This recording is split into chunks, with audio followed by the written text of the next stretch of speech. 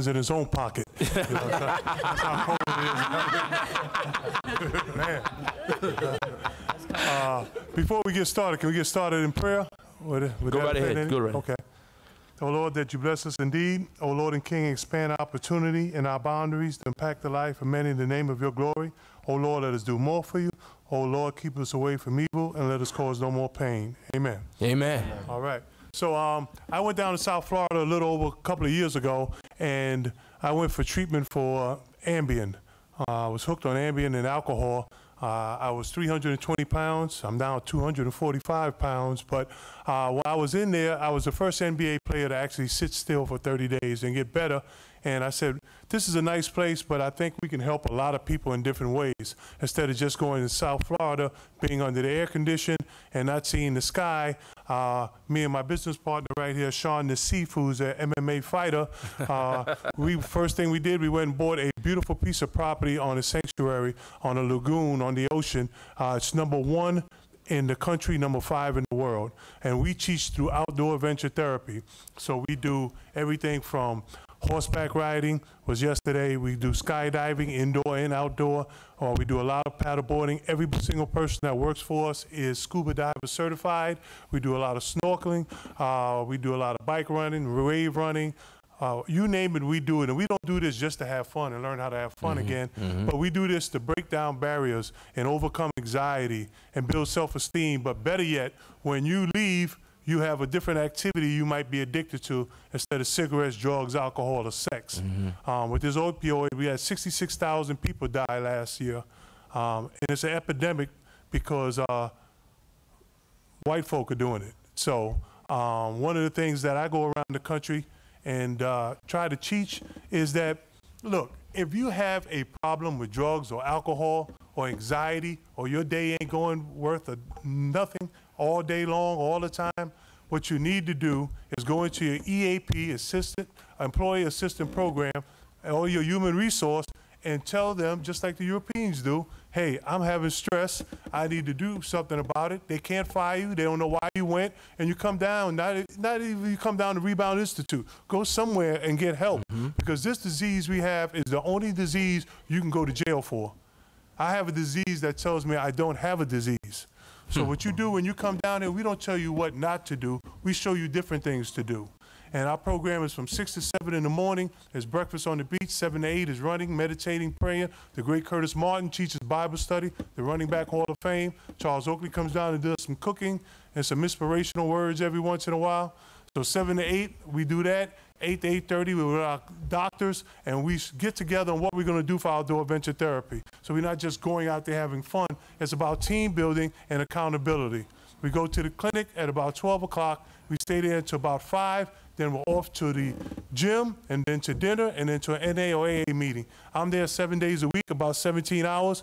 And this, why I'm telling you this, is not only that I want to help you, but I can never teach a kid how to do a jump shot again or jump hook when I'm going down here and these kids are saving my life and they think I'm saving their life, because every time you drop a kid or a man, we got them from 18 to 73, and you drop them off, that gives me 45 more days of sobriety.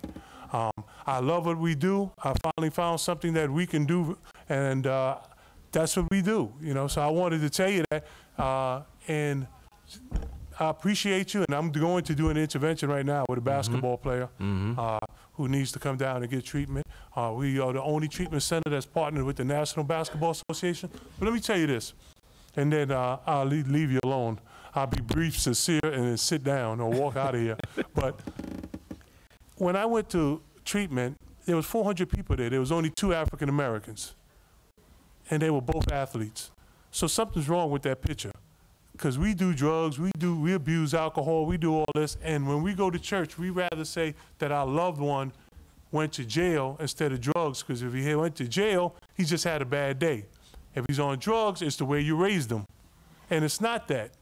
You know, nobody wakes up and says, I want to be an alcoholic or a junkie. Man, go into your EAP department. You get paid. Your insurance pays for this. Come down and give yourself 45 days. You know, we got people in there right now for 8 months. We got people who stay only as little as 3 months. But it works because of the energy, the empathy, and the accountability that we bring. I finally found my passion. And so if anybody needs help, it's Rebound Institute. You can go to 1-877-2-REBOUND and give a call. A small program. We only run about 20 people. And God is awesome. You know, apple pie is awesome. God is great. Thank you. Thank you, Jason. We really appreciate you taking the time, and whenever you need to excuse yourself for the intervention, we completely understand. We appreciate the valuable work that you're doing. Now we're going to ask each panelist to just give us a quick introduction, just to let us know who you are, what you're doing, and we're going to expand a little bit later, but just give us the 60-second intro so we can have everyone share with the audience who you are, and then we're going to ask you a few questions. Go right ahead, Dwayne. Yeah, thanks, Doctor. My name is Dwayne Kennan. I'm president and CEO of the Kennan Group, which is a consulting firm. I help nonprofits build capacity to serve youth. Our project that we run right now is in Brownsville, Brooklyn, one of the hottest places on the planet. So we're building a lot of technology and youth service programming for that population. Let's give them a hand. Thank you, Dwayne.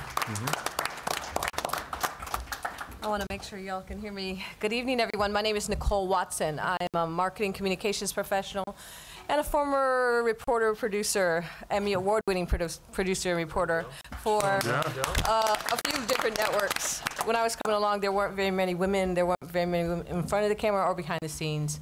But I've worked for BET, ESPN, Turner Broadcasting, CBS, and HBO.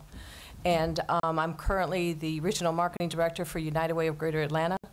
And I also have my own freelance production company where I do a lot of different programs with college recruitment, because I also do that, and help our student athletes get college scholarships through sports. Thank you, Nicole. My name is Isaac Jones. Run a wealth management practice for Merrill Lynch in suburban Philadelphia. Former professional athlete who got into this field as a result of my advisor really not giving me the time when I was ready to make that transition from playing to this. And I told myself I would never feel that way again, and so I started from the ground up in 2005, got started on the institutional side, and began to just amass a client base of athletes. And now we work with a lot of corporate executives, and that's been extremely beneficial because we marry the two together, and I think that makes us unique. So when we have the CEO of Fortune 500 company sit down with an athlete and explain that the same concepts and principles apply, but then we talk about the whole lifestyle management piece, it's really impactful, and from there we're able to kind of help them filter that into other areas of their life. And so it's been a thrill to be a part of this as of last year, and glad to be here today. Thank you. Thank you so much. Started from the bottom, now you're here. Pasha. Hi, my name is Pasha Cook, founder of Pasha Cook & Associates. It's a consultant firm that actually helps athletes to brand themselves for business. I came from the bottom up too, because I was actually a high school dropout, dropped out in 11th grade. But I had some people that were on my side. One was an assistant principal that convinced me that I had more in me than just the dream of basketball. But I used that sport, went back to school at 23 and got my first basketball scholarship. Went on to become a first-generation college graduate, and now I help other athletes to start preparing for that transition by focusing on your mindset first, because you can't get anywhere visually unless you get somewhere mentally. So I focus on the inside out, and so with branding, for me, it's to exhibit your truth. You have to find that truth first before you project it, and I work with college institutions, corporations, and professional athletes. Excellent. Thank you. Thank you, Pasha, for being here. Go ahead, Dr. Lapchick, my friend. I had a conversation with Pastor before, and rather saying what I do, I just wanted to say why I do what I do. I was 5 years old, and I looked outside my bedroom window in Yonkers, New York, where I was being raised, and saw my father's image swinging from a tree with people under the tree picketing. And for several years, I'd pick up the phone, my dad not knowing I was listening, and it was racial epithet after racial epithet being hurled at him. And as a 5, 6, and 7-year-old, I had no idea what it meant, except a lot of people didn't like this man who was my best friend. And what it turned out to be was, as the coach of the New York Knicks, he'd signed the first African-American player in the history of the NBA. A league that's now 80% African-American. In 1950, there were a lot of people who didn't want it to be even a fraction of a percent African-American. I ended up becoming the American leader of the sports boycott of South Africa for 25 years, and at the height of the anti-apartheid movement, I was attacked in my office by two men wearing stocking masks who proceeded to cause liver damage, kidney damage, a hernia, concussion, and carved the N-word in my stomach with a pair of office scissors. So I share that with you so that you know, because we're going to talk about what I do later, because we keep track of who the major sports, including college sport, are hiring in terms of women and people of color and graduation rates for student athletes to try to keep pressure on so that they get an education while they're in school. But we'll talk more about that later. Thank you. Thank you, Dr. Lapchick. Let's give the whole panel a hand, everyone. Picking right back up with that, Dr. Lapchick, you just a touching story of your journey from childhood and into your career and the kind of things that you were confronted with. And now you're running these diversity and ethics programs, sports and social justice. Talk about what you have been able to, develop, because you have become really the cornerstone of information in sports, diversity, ethics, all these types of subject matters. Share with us some of the things that are really popping out for you these days as it relates to your work and what it really means to sports and society. Well, I'll start with what I consider the good news, and that is that I consider September 24th of last year the most important day in the history of sport, other than when Muhammad Ali just refused to go to Vietnam, when all those NFL players were joined by coaches and a handful of owners in protesting police brutality and what was going on in their communities. I think we finally opened the gates, and that movement of athletes being activists is here with us forever, and I think it's probably the best thing that's happened in sport in so many years. But just as a snapshot of some of the problems in sports, so we are releasing next week what we call, these reports are all called the Racial and Gender Report Card, so we're releasing it on college sport next week. And as somebody who's worked at a university for most of my career, it's particularly embarrassing that we have the worst record in terms of hiring women and people of color. So I'm just going to give you a snapshot of what's going to be in the report. So you probably all know that there's Division I, II, and III in college. 1 is at the highest money-making level, 2, some scholarships, 3, no scholarships. In Division I, 84% of the head coaches are white. In Division II, 85%. In Division III, 86% on men's teams. On women's teams, 84%, 87%, and 93% are white. The most startling statistic to me in college sport is it's now 46 years after the passage of Title IX, supposedly giving women equal rights.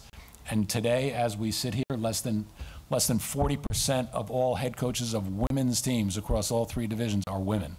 In other words, more than 60% of the coaches of women's teams in college sport are men.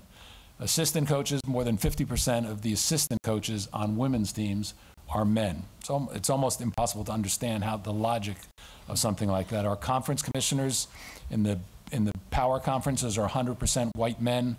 Athletic directors, the people who do the hiring on college campuses, 86%, 87%, and 93% white.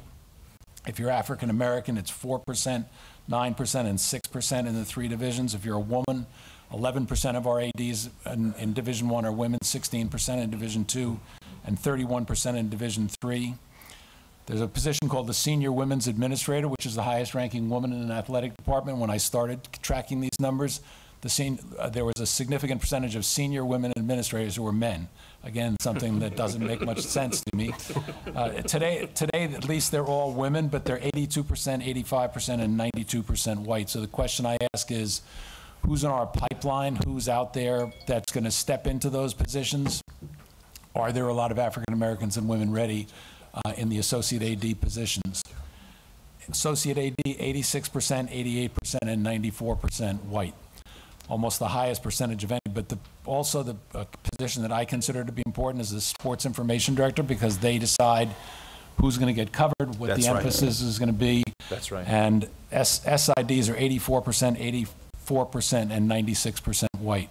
In other words, white men deciding again who's going to cover it, who's going to get the good news, who's going to be courted by the press, and it's usually going to be white athletes more than other athletes. Exactly, exactly. Nicole, when you hear those,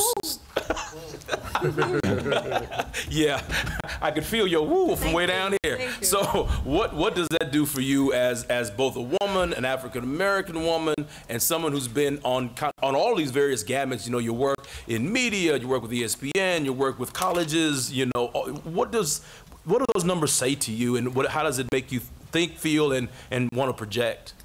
I beg of people to have an understanding. I believe we've taken ourselves 40 years back, if not more. When you have networks that are paying rights fees for coverage in the billions of dollars, the power of what we see through sport is in the media. And when we don't have people who are in decision-making positions as to how we put things on the air, who we interview, and what we say, if we don't have people of color, if we don't have women at the table, and yet there are 90% plus on the playing surface, that is extremely disturbing. Yesterday was National Signing Day, and so many people are so happy about that day. It makes me very sad. I remember working for Turner Broadcasting and being the producer on site where we had several remote shots where we were doing the NBA draft, and I was with Doug Collins in Chicago. And I saw and heard the commentators saying, well, he's this, he's that, and just basically talking about the stature of the young person who was being drafted. And I lost myself for a moment because it just reminded me of the selling block for slavery. And they were doing a countdown in my ear and saying, Nicole, cue Doug, they're coming to you in 10, 9, and I'm lost in, I can't shake it from my head that this is such a powerful image. When you have colleges and universities who are bringing in tremendous amount of revenue for a school, the best advertising that you can do for a college or university is not from your president talking about the liberal arts program or the psychology department. It is through sports. Sports. Athletics drives academics all day and night. If you have an 18-year-old co-ed who's sitting at home watching a game on television, that is a better lure to your college or university, and everybody knows it because that's why they pay big money to switch conferences. They pay big money to have that television coverage. It's everything. So as a person who deals and mentors with young student athletes who are getting ready to go to school, I beg of you to challenge any young person and any family. You saw the mother who walked out on signing day on her son because he didn't choose the right school that she wanted him to go to. I beg of you to make sure that these student athletes say, hey, no matter what, if I get injured or something happens, am I going to walk out of here with my college degree? College is an institution for higher learning and not just a place. Even though the way the situation and the system's set up, these young men, I tell them all the time, you go D1 especially, you're going to work for that university. You're going to work. And so the numbers are disturbing to me. I also work with a lot of coaches who are unemployed and yet they can't get jobs, or they come from winning programs. They help other coaches win, but they can't get a job. We are so behind with this. But for me, we talked about solutions. I promise you there's some accountability that needs to be had, and we need to come together. And it used to be affirmative action, the Rooney Rule, which is such a joke, actually. But all of that, we need to come together as a group of individuals and community-minded people to go to the NFL and say, hey, we want to see it top to bottom. We want to see difference in the network coverage, in the athletic directors and the people who are representing these schools, because I've been to 12 Super Bowls. I cry every time I go. I can't really go anymore because it hurts me so much to see our folks on the playing surface, and yet in the stands, we can't even get in the door. We can't even sit there because it's mostly corporate dollars. And so it's everywhere. But I do think that the media mostly fuels this. The images are so powerful. Sure. And that's the first place I believe that we should start. Dwayne, you have a unique perspective on this as a former athlete who now works with youth. Right. So you're sowing into the generation that is becoming, these statistics or being affected by these statistics. What are your thoughts in terms of your message to all those hundreds and hundreds of kids that you're serving, and really your big vision for impact, especially here in New York? Sure. I think it goes back to what Dr. Lapchick was saying about pipelines. You know, for young people, there's so many people in our community that just, they don't know that these opportunities even exist. You know, we had a great conversation before the panel discussion. So just exposing kids to understanding that these jobs are out there and they're available, whether it's through the media or coaching or anything related to the business of sports, is one of the things that we really like to focus on with kids. And then what we find is that, you know, once young people get to see other professionals who are in those roles as role models, they begin to idolize them. Their vision begins to open up about, you know, what they could aspire to be. And as a guy who came out of a low-income community, that's what my background was about. I mean, as an athlete, you know, my story is completely different maybe than any other athlete. I didn't even play football until I was 15 and I was a junior in high school. But, you know, I had all of these wonderful role models around me that kind of showed me the way.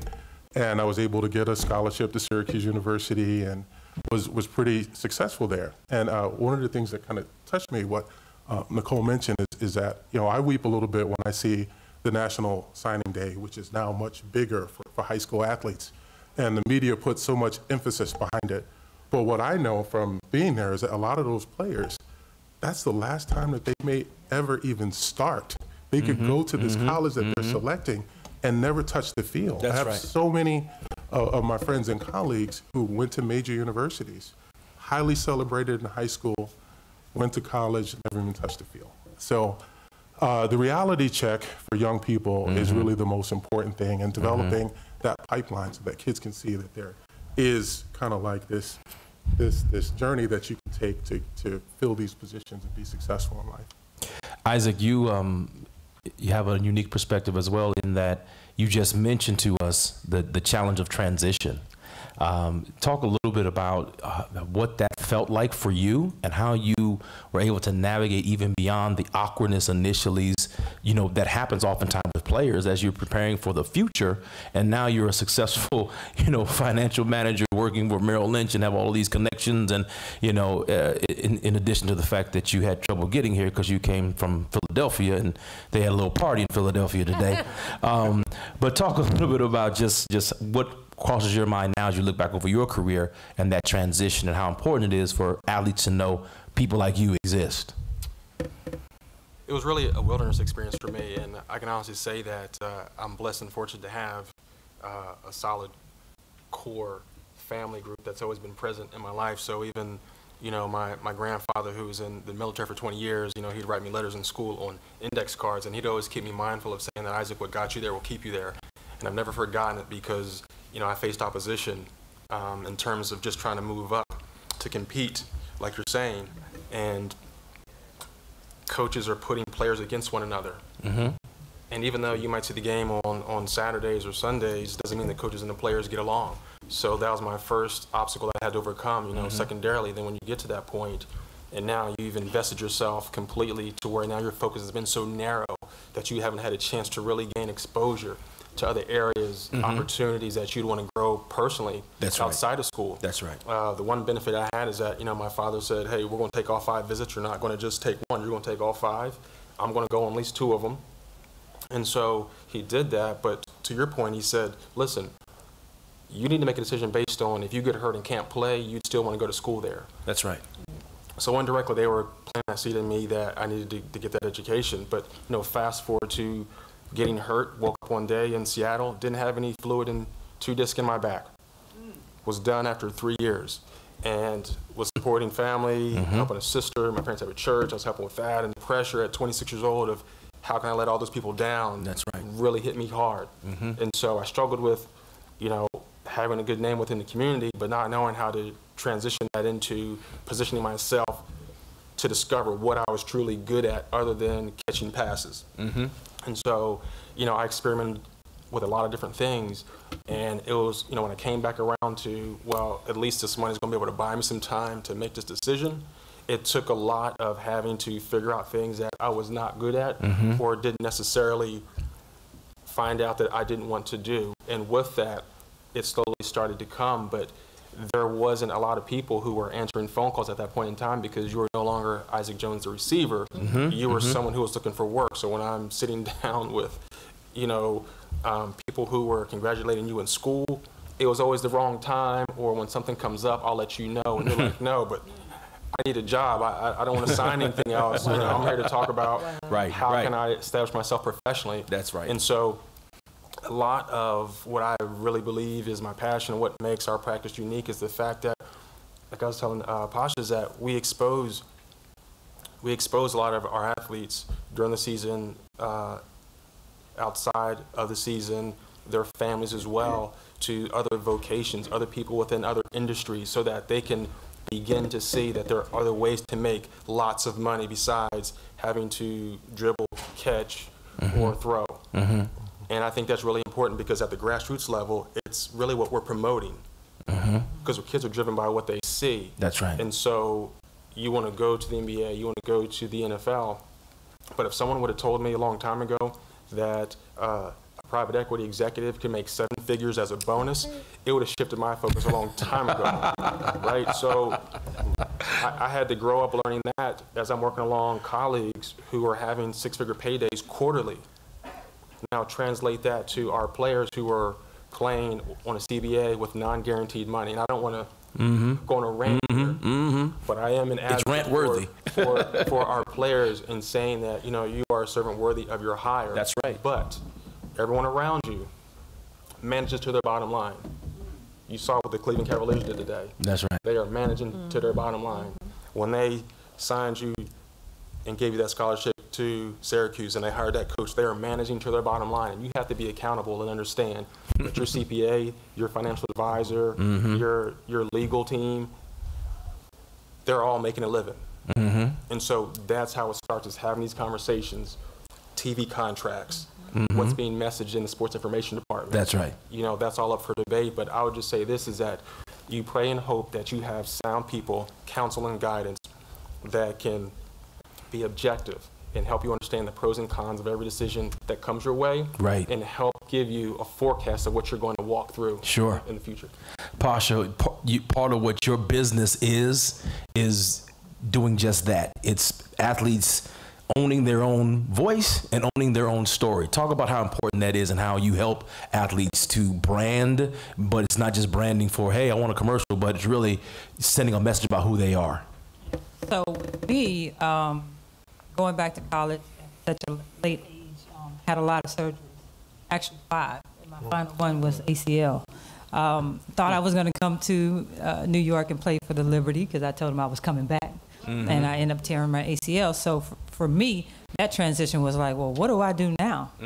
Because that's all I was striving for. That's all I saw that my value was. But for me now with athletes, I want to show them that their value is bigger than just the game. And there are a lot of skills that we develop in the game that cross over into entrepreneurship, that cross over into business. And we need to start to identify those skills early on. That's right. Because even when they're playing Little League, like how can we start to educate them to say, if you're really good at this, it can translate to something else outside of the sport. That's right. Just in case you are injured. Because, when we think about going to the leagues, most people don't think about injuries, but that is a part of the sport, and we learn how to push through it and move through it. But eventually, you can't do that anymore. So with me, with branding, it's not just about this visual that you put out there. That's great. The aesthetics are great. I am into aesthetics. But it's about going into the mindset of an athlete and saying, look, before you can get to the top 1%, your mind has to arrive there before you arrive there. And your mental strength, your mental stability, learning how to go out and find people that can become a part of your circle of influence, which is very important, the 5 closest people to you. Teaching them how to build relationships, teaching them how to be accountable. All those things are very important at a young age. Sure. By the time they get to college, they're not listening as much, and especially by the time they get to pro sports, they've made it. So what are you saying, right? Until they fall on their backs or, have an injury or their money is no longer there when they retire. But we want to start to attack these things early. Absolutely. So for me, it's about educating them. And that's why I put together educational content that I'm learning. I can only go through my, share my experience. And it's really gotten me here, right? So learning how to serve first, too. We have to understand that with this generation, nothing comes overnight like they see on social media. Social media is wonderful. People show you what they want to show you, but we have to start to train them that hard work, determination, motivation, all those things that they acquire and build up in sport can really translate to something else and cross over. Absolutely, absolutely. Dr. Lapchick, you are on a college campus. You are among the best and the brightest of what, comes to a place of, future decisions and goals and what's going to impact and affect our world. And you're in this very special place with sports and athletes. How are you involved, engaged in the college environment? Because all these statistics you shared help us all, but you also have a position there that you're influencing people on your campus. What are you seeing on campus? What are you thinking about when you see students, and what's your message to them as they prepare? Because you've seen it all in all these years. What kind of messages are you sharing with college-age students in particular? Well, the institution that I'm affiliated with is the University of Central Florida in Orlando. And when I got there in 2001, I knew we had a terrible graduation rate. I also knew we hired the best academic advisor in the country to begin to change that.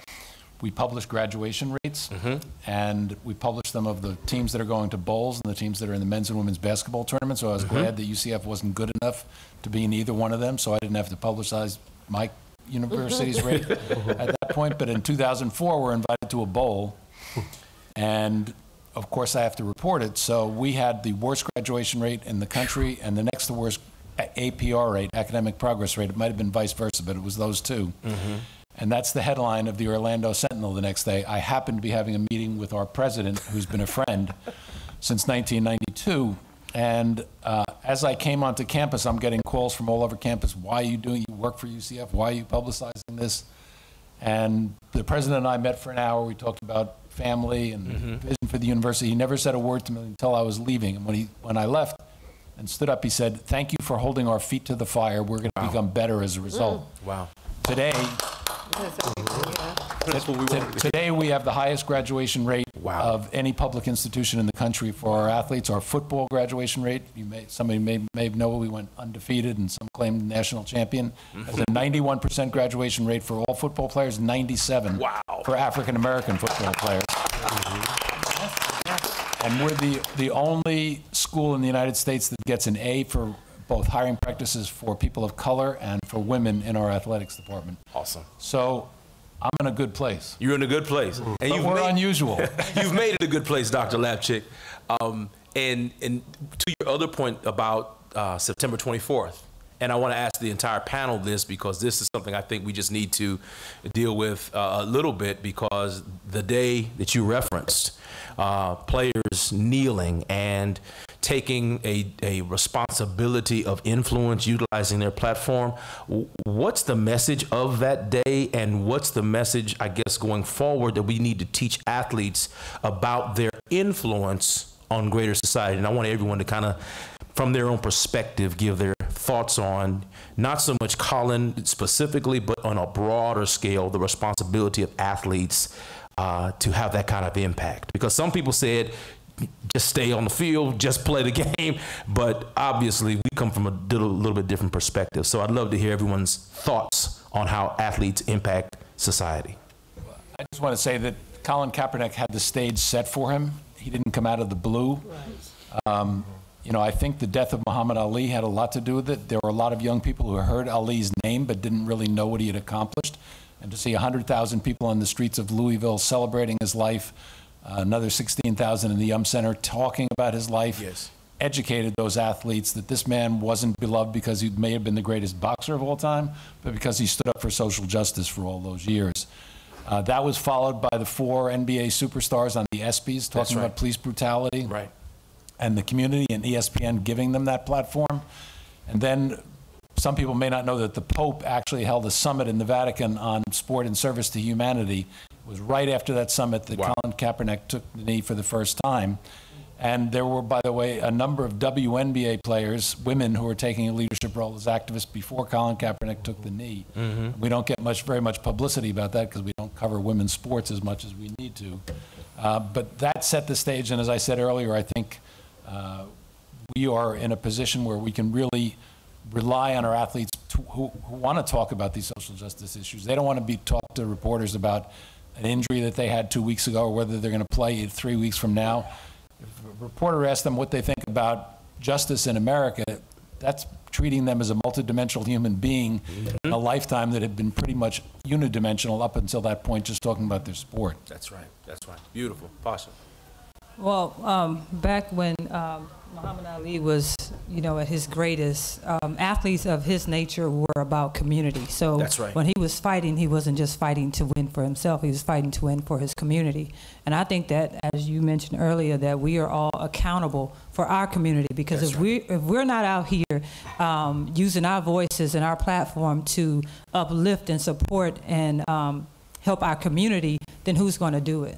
So I think that it's all of our responsibility as athletes, as black athletes, as people who advocate for us as well, to support our community and to educate them as much as we can. And as my motto, I use the motto, lift as you climb. It is important that we lift as we climb so our community can climb out of where they are and get into, something new and broad and beautiful. So Beautiful. That's what I believe. Beautiful. My sentiment is that what a privilege it is to play, first of all. And I mean that sincerely. And that, you have various platforms as a result of what your skill set and athletic ability brings to the table. That's right. And I think that, more and more we need less rhetoric and really more hands to the plow. And so I think that you have to be willing to have a certain level of conviction to not just do what's in vogue, but to do what's truly at the core of you, because when it's done out of that place, then like Steph Curry, you can step up and say, no, Kevin Plank wasn't speaking for me. And you're not as influenced or enticed by, I might lose an endorsement. Right. But just like with TV, what drives that revenue ultimately shall prevail. So your performance, your ability to be a good citizen in time will outweigh the stance that you make. And I believe that you have to really be genuine and not just go with the masses. And I always challenge our guys, why? Just so you understand, whether it's philanthropy or anything, but why are you doing it? So that when someone sticks a camera in your face, that you can actually say, identify, and articulate why you choose to do what you do and why it's impactful. So I think that what was done was phenomenal. It started the conversation, and we all have a sphere of influence. And by being able to use that platform and put some action to it, I think that it furthers deliver and drives that point home. Excellent. Excellent. It just makes me concerned again about the movement and what we're saying also as consumers. I want you to think about, really in sport, there have been other times as well, John Carlos and Tommy Smith, That's right. 1968 Olympics, who the panelists who are supposed to join us today, Mahmoud Abdul Rauf, who did not stand for the national anthem during NBA games. I had the great pleasure of covering him when I worked for Turner Broadcasting. But think about it now. These are young men, especially in the NFL, who throughout their whole lives really have, in their young lives, they've only thought about their sport. Yes. They don't know what it means to be civic-minded. I think the problem right now is that, again, there's no movement, and most importantly, there's no leadership for that movement. And so you have guys on the Patriots who are doing one thing, and then guys who are on the Eagles doing something else, and the Falcons are kneeling at. There's no one leader who designates what they're going to do. And correct me if I'm wrong, I live in Atlanta, Georgia, and all the stories I've ever heard about the civil rights movement, and I work right around the corner, I work on the corner of Edgewood and Auburn Avenue. And they said, oh yeah, Dr. Abernathy and Dr. King used to meet right here. They gathered, they caucused, they came together to make sure that the movement was good. There were several meetings all the time. Revolutions in world history are started by young people, but these young people are so lost because they haven't had any real true leadership. And so I say, instead of saying on social media, I'm boycotting the NFL, I'm not watching any more games this year, I beg of you to find out who the sponsors are of the NFL, get with your other folks and say, I'm not gonna buy these Your products products. anymore. I'm not going to do this anymore. And if you know the parent of someone who plays in the league, then get them with someone who is civic minded and say, hey, we can provide some guidance, some leadership for There you you go. all, Yeah. so that you can get together and be unified in your movement. And so therefore the movement makes a statement, and there's no better way to make a statement than people will listen for the revenue that's brought in. What, the NFL made $20 billion in revenue in the last few years, $1 billion rather in revenue. So there's no better way to make a statement than hit them in the pocket. That's right. And so we need somebody to come forth and help these young men and make a statement, because they're thinking about losing their livelihood and the jobs that they've never had, and there's no protection for them. That's right. That's And right. so we need to show them another way and Right. get them together, again, creating that movement and making a statement with it. Dwayne? Yeah, I completely agree with the movement of what happens next. I'll share a story that kind of touched me a little bit. A few months ago, I was invited to my alma mater. They have a sports institute. What school is that again? The Blue and Orange. Syracuse. Blue and Okay. Orange, Syracuse University. All right, all right. And they have a sports institute, so it was a panel similar to this. And at the very end, there was a young student who asked about Colin Kaepernick and taking the knee and how we kind of all felt about it. Well, not all of us, but I was the one that was selected to kind of talk about, what it meant, because I was the only African American on the stage. So I kind of talked about what it meant and what it was really about. And then, unfortunately, my white counterpart, who is a prominent business leader who actually works with a lot of professional athletes, the highest paid athletes, the names that you all know, their household names, he just didn't get it. He had a blinder's eye to what the entire movement was about. And then it kind of helped all of us understand that this gentleman reflects, half of our population probably, and what they think about what happened, and not really understanding the truth behind, what taking a knee actually means, for our community. So I was a little bit sad to kind of see that, this was a real life example of something that was right in front of my face, where I know that no matter what is done, no matter what is said, no matter how much money we don't spend, no matter what we do, it just doesn't matter. There's a population of people who just don't get it. So in the movement, what I would like to see is really more the education piece, educating the masses on what this is really about, so that we can work together for change in the future. Absolutely. One of the things that Reverend Jackson said in his remarks before he left, and we're going to open the floor for a few questions, but one of the things he alluded to was the $100 million commitment made by the NFL, and the fact that those millions of dollars have been committed but not designated. Correct. Big difference between making a commitment and making a designation. We're going to spend $100 million, but we don't know where, we don't know how, we don't know who, but we're going to spend $100 million. And so to some extent, what Reverend Jackson was alluding to, and I want to say this to the room, was that his vision, and he's met with officials at the NFL. He has a proposal that he outlined about the historical context of some of the things that you all mentioned today, and how African-American athletes have a different responsibility, a different civic responsibility because of who we are and because of who we represent. But he talked about sports and social justice and the platform in place of that.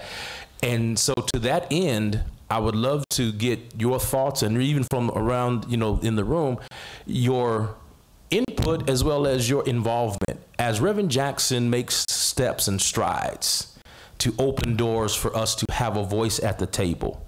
We have to do exactly as Dwayne alluded. We have to have an answer. We have to be able to give the ideals, the solutions to the issues that we are addressing, and not just talking about knees and anthems. And Wendy Lewis is here, who I just love dearly. Wendy, just wave your hand really quickly. Wendy was a former director of diversity for Major League Baseball. Give her a hand, everybody. Oh. And one of the things that Wendy did, I want to just highlight, is that she not only led a movement along with initially Bud Selig and then Commissioner Manfred, but she led a movement to ensure that opportunities for employment, procurement, job training, being able to have a place in sport beyond being able to hit a baseball, because you can't hit a 90-mile-an-hour baseball, you can still be in baseball. And I think sometimes our solutions need to be, very practical on multiple levels. Need to be, how can we work in the industry? As Nicole said, how can we influence the industry because of the promotions and the products that are promoted there? And how do we make a difference as a people who are concerned that athletes are either mistreated or they aren't recognized for or prepared for the moment? And I want to just ask you all just a quick 30 seconds on what can we do together to make sure that all of us are ready to help make a difference. Because again, this is a huge problem. We covered so many different things today, but what are some things we can begin to think about? I heard some of them, education and, obviously exposure helps, but what are some things that are just off the top of your head that we all can be a part of? Because we're telling them to do some things, but what can we do to help the them that we love? Any thoughts on that before I open the floor for questions? What can we do together? It's Rainbow Push, sports, and panels and commissions like yourselves. Jump on in.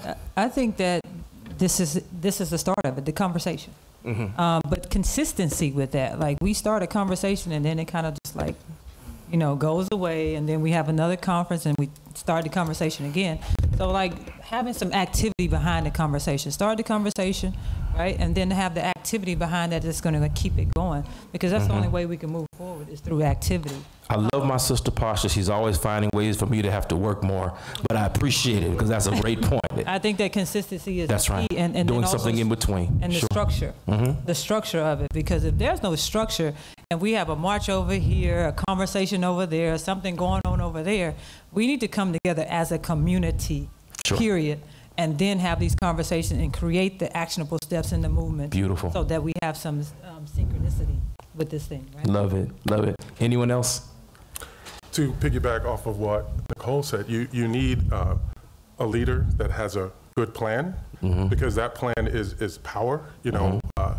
Down in Brooklyn, we've had so many needs over the years, but we weren't able to get any attention and any funding until we're able to come forward with a plan and execute it from A to Z. So we're able to do some phenomenal things that a lot of people could never even imagine in that community. So we made miracles happen. And we know that with a good plan and good leadership, the same thing can happen with our group. Beautiful. Anyone else?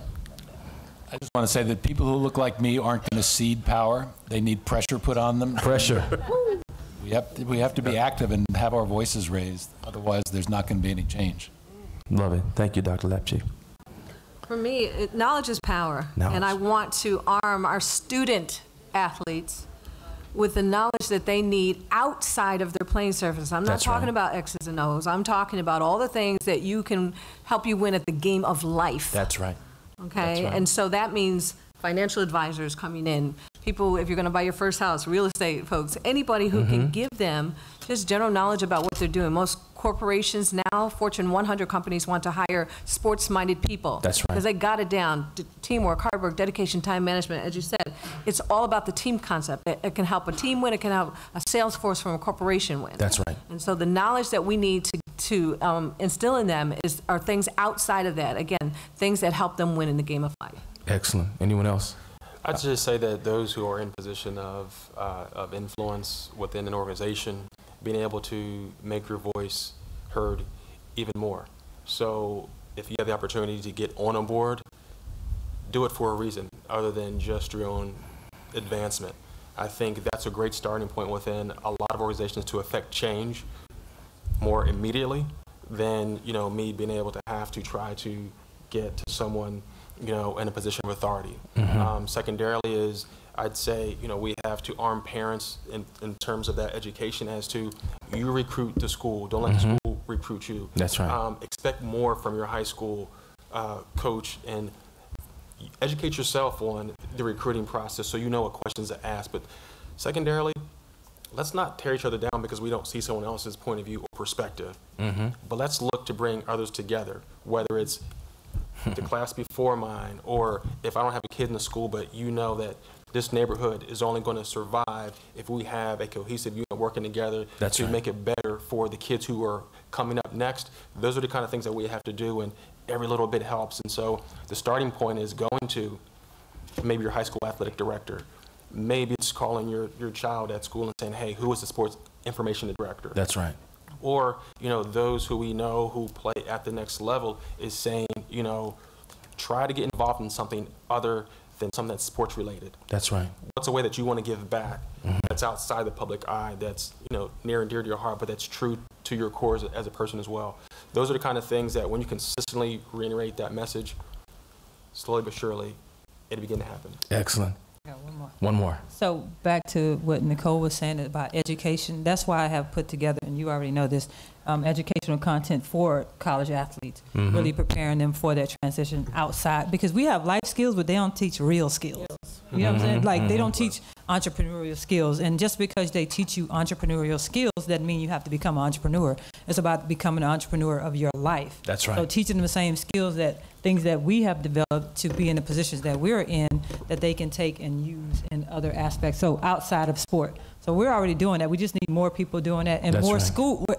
not more people doing it, just doing it. We need more schools to buy into it, because usually the schools don't even want you to come in. That's right. Hardly, because they're like, we focus on the game, we focus on the money, we focus on the win, but you got all this education out here, and from people that look like them, that are teaching them how to get there, but a lot of schools aren't buying in. So we need to put the pressure on the schools, on the athletic directors, on the whoever is in charge at the schools, from the top down. Say, let these people come in here and educate these kids, because most of them are not going pro, and even if they do go pro, they still need to be educated. That's right. Outside of just the school system. Ladies and gentlemen, let's give our panel a hand. They've done a wonderful job. I know we're pressed for time, but I do want to acknowledge the fact that something that was said about parental influence and really having a hand of influence on the character of an athlete. A student athlete becomes a star athlete. Tonight, one of our honorees has truly done that. She walked in the room. I just want to give her appropriate introduction and acknowledgement for being here. She's the real MVP. She's the mother of NBA champion, NBA Finals MVP, Kevin Durant. Would you all give it up for Mama Durant? Mrs. Wanda Durant's in the house. She's being honored tonight. And let me just give appropriate shout out to her assistant, Priscilla. Mama Durant is a speaker. She's going around the country, empowering groups all over the country, and we're just grateful for her time and energy that she gives to Rainbow Push. And tonight, as we acknowledge her and recognize mothers of the NBA, it's really a seed that's being sowed, something that she shared with Reverend about how we can support mothers of NBA players. And so we want tonight to be the first of many times that we begin to not only recognize but support those mothers that have poured their souls into these young men and women to make them the stars that they are. So give it up again for Wanda Durant, everybody. There will be a reception starting shortly, so I know the time is already pressed, and I appreciate you all. Several of you came in right on time to be here, and we got a little bit of a late start, but I just want to find out if there are any two good questions. I mean, two good questions. Not testimonies, not sermonettes, not stories from back in the day. Questions. That means it is a one line that ends with a question mark. I'm going to take one from the back and one from the front. Here we go. Tell us who you are. Give us the question. Go.